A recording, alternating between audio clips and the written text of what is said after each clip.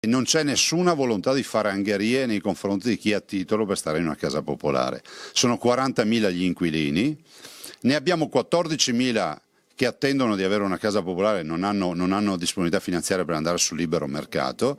È pur vero che la nuova legge finalmente, dopo tanti anni, mette dei paletti.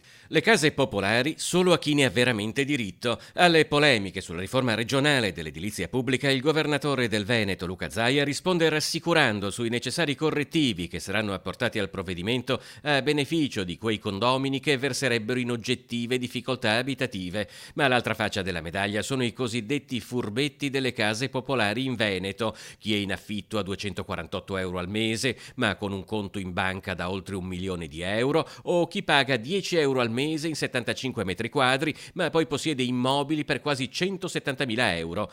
I casi clamorosi che compaiono sulle tabelle ATER parlano di una settantina di posizioni eclatanti, tra cui 8 assegnatari che pagavano un affitto di 10 euro al mese, cui sono già arrivate le lettere con l'avviso che non hanno più diritto all'alloggio pubblico. Siamo disposti, con la delibera che abbiamo fatto, a dire alle ATER che valutino tutti coloro che hanno di che lamentarsi, però è pur vero che quando tu ti ritrovi ad avere in conto corrente, cito casi specifici, 700-800 mila euro e paghi 10,88 euro di affitto al mese, magari te lo aumentano a 400 euro e ti lamenti, ho l'impressione che io non ce l'ho con questo signore o questa signora, ma ho l'impressione che ci siano molti veneti che abbiano più diritto ad avere quella casa. Dai dati elaborati finora dalle ATER risulta che in Veneto ci sono 33.910 nuclei familiari con ISEE inferiori ai 20.000 euro e che hanno perciò diritto all'alloggio popolare. Il patrimonio mobiliare di queste famiglie supera di poco i 302 milioni di euro.